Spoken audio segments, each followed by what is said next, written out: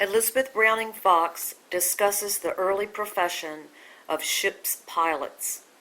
Liz was interviewed February 12, 2014 by Sandy Jones Garrison. There were a lot of folks down here were pilots listed. If you look at the old censuses, they're listed as pilot, fisherman, pilot, but lots of pilots. And that was because all the big trading boats up and down the East Coast, if they wanted to come into North Carolina ports, there was no Oregon Inlet and there was no Hatteras Inlet, but there was Ocracoke Inlet, and that was for many, many years. That was the main way that people could get in from outside and go into the sounds and go to all the cities, the coastal cities in North Carolina, the inland coastal cities.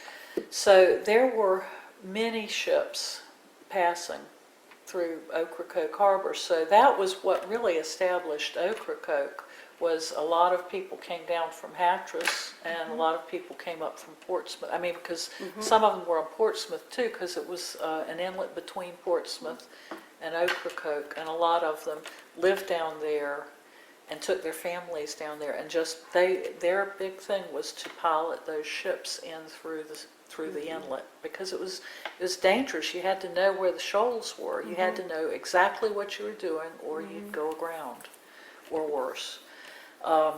When Hatteras Inlet was cut in the 1840s, I can't remember what date exactly.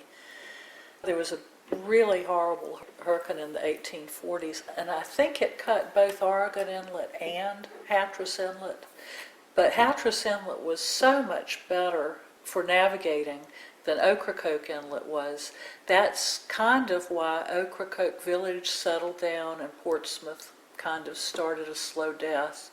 And Hatteras was the boom town then, because that's where the pilots lived.